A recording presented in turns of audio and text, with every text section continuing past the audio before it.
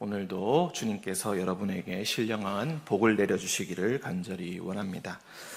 예수 그리스도, 어제 말씀에서 예수 그리스도는 지상의 성전이 아니라 하늘의 참 거룩한 성소에서, 그리고 이전의 율법이 아닌 새 언약을 따라 대제사장의 역할을 감당하신다라고 그렇게 설명을 했습니다. 이 두 가지의 대전제, 지금 대제사장이신 예수님은 하늘 참 성소에 계시고 새 언약을 따라 대제사장의 역할을 하신다. 이 내용을 9장 1절부터 10장 18절까지 길게 자세하게 설명을 해줍니다. 그것이 진정 어떤 의미를 갖고 있는지를 설명하는 것입니다. 그동안 1000년이 넘는 세월 동안 하나님께 시내산에서 받은 율법을 따라 열심히 살아오고 그것을 지켜왔는데, 이제 이 율법이 너무 오래되어서 그리고 낡아지고 쇠할 것이니까 이제 바꿔야 한다라고 하는데, 그것을 바꾸는 것이 당시의 성도들에게도 참 쉽지 않은 일이었던 것 같습니다. 그리고 꽤나 많은 혼란들이 생겼고, 그리스도의 복음을 처음 받아들였을 때, 그 감격이 살아있을 때는 그 말씀에 따라 잘 순종을 하다가 어느새 다시 옛날의 제도를 그리워하고 다시 돌아가려는 움직임이 히브리서를 읽는 성도들에게 있었던 것입니다.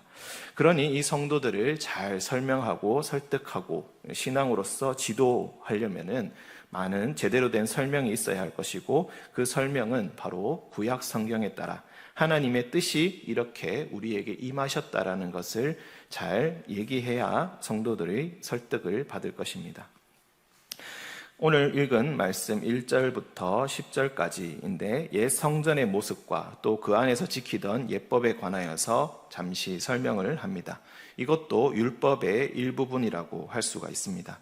우리가 출애굽기를 읽으면서 장막에 관해서 한 번쯤은 다들 읽어보셨으리라 생각합니다. 그래서 오늘 저의 말을 따라서 여러분이 지금 출애굽기 말씀에 따라 지은 옛날 모세가 지었던 그 성막에 들어간다고 같이 한번 상상을 해보도록 하겠습니다.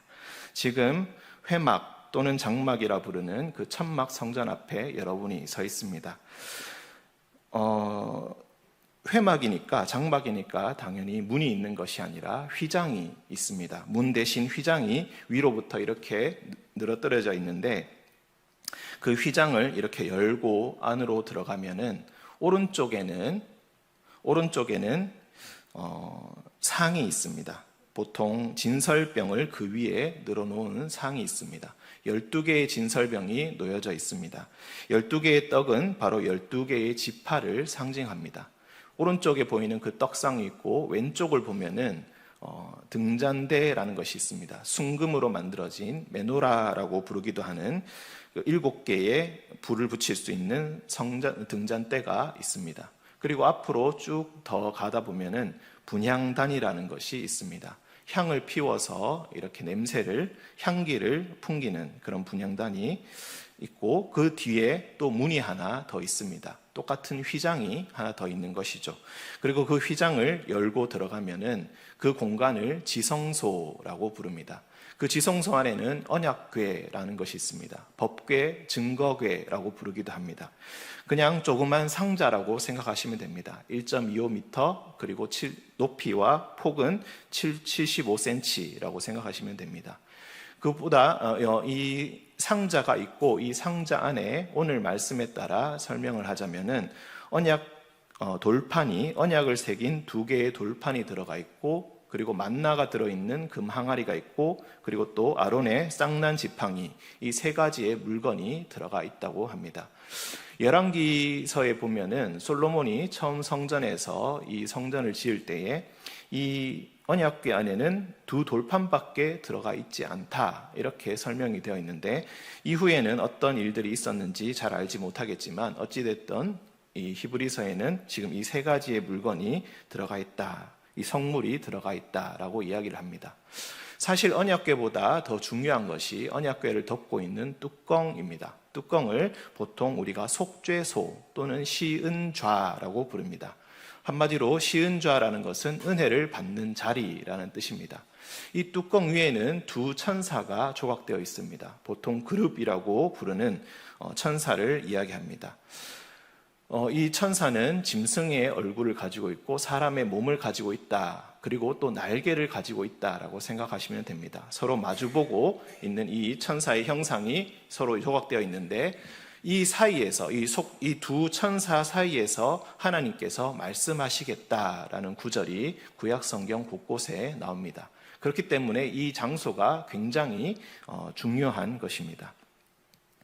자, 문제는 처음에 들어갔던 상이 있고 등잔대가 있고 분향단이 있던 그 장소를 보통 지금 성소라고 부르고 그 뒤쪽에 있는 언약궤가 있는 공간을 지성소라고 부르는데 이 성소에는 일반 제사장들이나 누구나 다 들어갈 수가 있습니다. 하지만 지성소는 1년에 딱 한 번 대제사장이 혼자 들어갈 수가 있습니다. 그 혼자 들어갈 때에도 이 대속죄일이라 해서 이스라엘의 달력으로 7월 10일 날 딱 하루 들어가는데 그때 속죄하는 그 피를 들고 들어가서 이제 그 언약궤 근처에 뿌리는 그런 일을 하게 됩니다. 다만 언약궤를 직접 보지 않기 위해서 아까 분향단이 있다고 했죠. 그 분향단의 향을 굉장히 짙게 피워가지고 그 향으로 인하여서 언약궤 그 속죄소가 보이지 않도록 가린 후에 대제사장이 들어가서 그것을 속죄를 하는 그런 일들을 하게 됩니다. 자, 그런데 오늘 말씀에서는 이 성소와 지성소라는 것이 하나의 건물에 있고 이 구별된 지성소라는 공간을 따로 만든 것이 보통 우리의 상식인데 히브리서 오늘 말씀에서는 이것이 두 개의 장막이 있는 것처럼 설명을 합니다. 처음에 문을 열고 들어가고 또 문을 열고 들어가기 때문에 이 첫 번째 장막 그리고 두 번째 장막 이렇게 설명을 하고 있는 것입니다. 그러니까 두 번째 장막은 지성소를 이야기합니다. 이렇게 성전의 구조가 옛날에 성전의 구조가 이루어져 있는데 이 8절과 9절에서 그동안 우리가 알고 있던 상식을 넘어서 새로운 설명을 하게 됩니다. 8절에 보시면은 성령이 이로써 보이신 것은 첫 장막이 서 있을 동안에는 성소에 들어가는 길이 아직 나타나지 아니한 것이다. 그냥 문을 열고 들어가고 또 문을 열고 들어가면은 바로 보이는 곳이고 바로 들어갈 수가 있다는 것인데 왜 이렇게 설명을 하는 것인가? 어차피 들어갈 수 없는 길이고 그리고 하나님께 직접적으로 대제사장이라 할지라도 직접 하나님께 나아갈 수 없다는 것을 이야기합니다. 그러니까 처음에 시내산에서 받은 율법을 가지고 각 개인이 개별적으로 하나님께 나아가서 하나님을 만나고 하나님의 음성을 듣는 것은 불가능했고 그런 방법은 옛날의 율법에서는 도저히 발견할 수 없다. 이것을 표현한 것이 바로 성소에 들어가는 길이 아직 나타나지 아니하였다라고 설명을 하는 것입니다. 그러면서 9절에 이것이 현재까지 그러니까 율법을 지켜온 하나님을 만나는 방식에 대한 현재까지의 비유다라고 설명을 하면서 이에 따라 드리는 예물과 제사는 섬기는 자를 그 양심상 온전하게 할 수 없다라고 이야기합니다. 그리고 10절에 먹고 마시는 예법, 그리고 여러 가지 씻는 예법, 정결법을 이야기하는 것이죠. 무엇을 먹고 무엇을 먹으면 안 되는지 음식법, 그리고 어떻게 씻어야 할지, 어떻게 정결하게 나아가야 할지 그 정결법을 이야기하는 것인데 이런 율법들, 이런 옛날의 육체의 예법들은 다 육체의 예법일 뿐이고 이제 새롭게 고쳐질 때까지는 그저 맡겨진 것뿐이다. 그것이 본질적으로 각 개인이 하나님 앞으로 나아가게 하여서 그 사람을 온전하게 하게 할 수는 없다라는 것입니다. 그동안의 기존의 율법은 좀 더 집단적인 개념이고 외적인 행동에 포커스를 맞추고 있다면은 이제 대제사장인 예수를 따라서 들어가는 우리들, 새로운 언약, 새로운 율법, 완성된 율법, 더 좋은 구원의 길을 얻은 우리들은 그 사람의 내면까지, 양심까지 온전하게 만들어주는 새 언약을 따라서 이제 예수 그리스도의 길을 따라서 뒤따라서 이제 두 번째 장막 지성소로 들어갈 수 있는 길을 얻게 되었다. 그 길을 찾게 되었다라는 것을 이야기합니다. 이것을 요한복음 14장 6절에서는 이렇게 이야기합니다. 내가 곧 길이요 진리요 생명이다. 나의 길을 뒤따라 오는 자들은 그를 만나게 될 것이고 그의 얼굴을 보게 될 것이다. 나를 만난 자 이미 그의 얼굴을 보았다. 이렇게 설명을 하고 있다는 것입니다. 이 말씀을 우리가 오늘 읽은 이 말씀, 우리가 읽었던 이 이야기를 조금 더 감동적으로, 조금 더 극적으로 표현한 것이 오늘 말씀은 아니지만 뒤에 있는 바로 10장 19절입니다. 우리 10장 19절을 잠시 보도록 하겠습니다. 뒤쪽에 보시면은 그러므로 형제들아 우리가 예수의 피를 힘입어 성소에 들어갈 담력을 얻었다. 그 길은 우리를 위하여 휘장 가운데로 열어놓으신 새로운 살 길이요 휘장은 그의 육체니라. 이렇게 이야기합니다.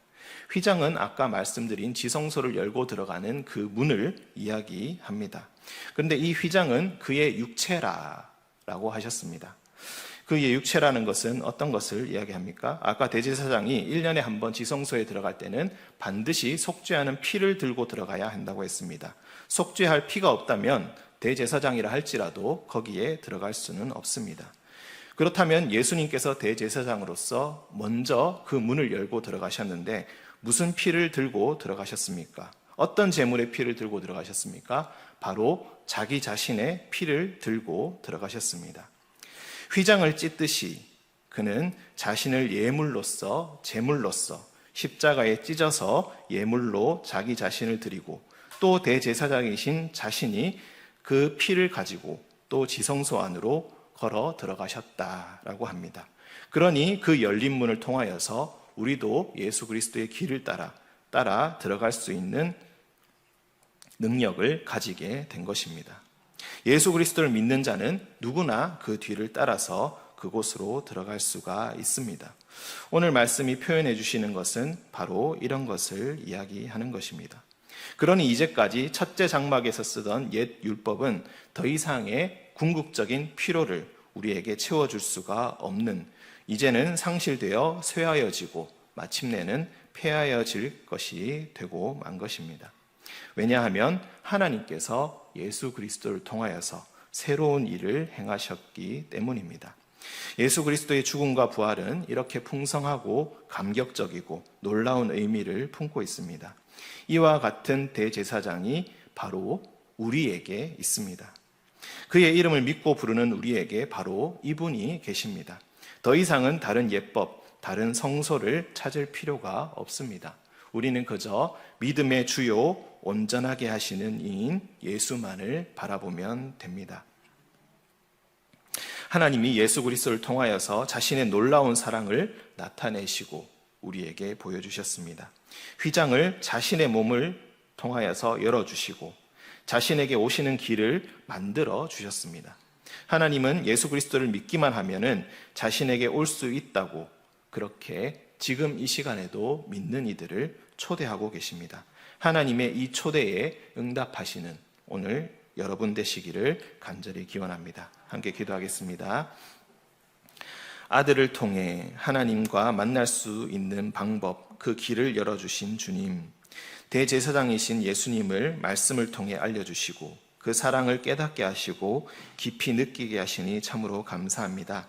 다른 누군가가 아닌 바로 우리들을 위한 대제사장이신 예수님, 지금도 우리의 연약함을 변호하시며 강구하고 계실 줄 압니다. 우리가 무엇이 간돼 주께서 우리를 생각하시며 죄인된 우리가 도대체 무엇이 간돼 우리를 돌보십니까? 생각하면 할수록 놀라운 이 이유 없는 사랑 앞에 그저 고개 숙여 눈물을 흘릴 뿐입니다. 세상의 수많은 생명 중에 n분의 1이 아니라 천하보다 더 귀한 영혼이다 라고 불러주시고 구원의 나팔 소리를 듣게 하사 생명의 길로 초대하여 주시며 너는 내 아들이요 내 딸이요 거룩한 내 백성이라고 말씀해 주시니 그저 감사 또 감사할 뿐입니다.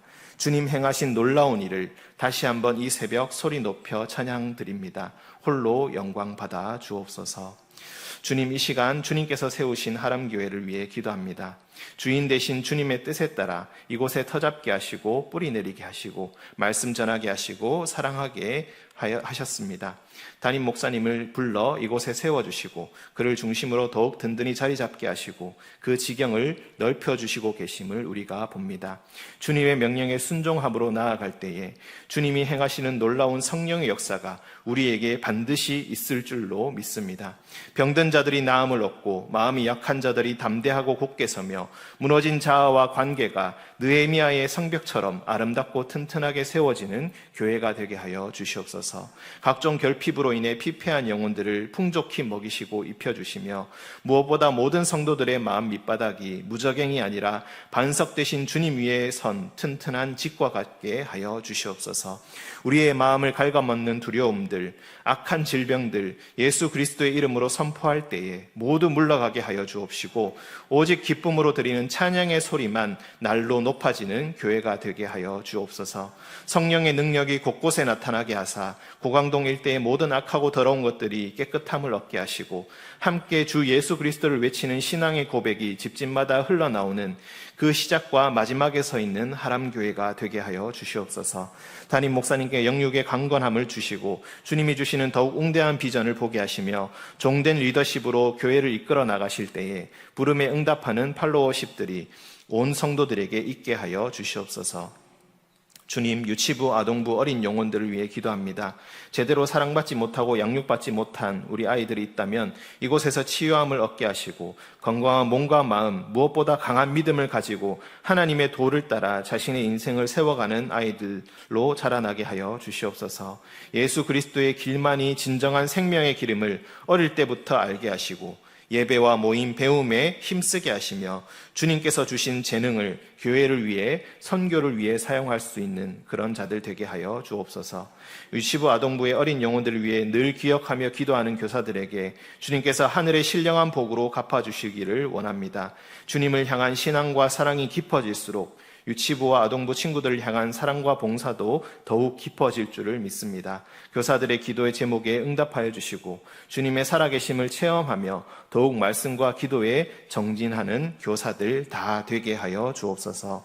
주님, 15개의 목장의 목자들, 부목자들을 주여 기억하여 주옵소서. 믿음의 시험이 다가올 때에 인내함으로 더욱 온전한 신앙을 이루어가게 하시고 믿음의 본이 되어 모든 목원들에게 영향을 끼치게 하시며 예배와 기도와 찬송의 힘을 날마다 체험하며 새 힘을 얻는 목자들과 부목자들 다 되게 하여 주옵소서.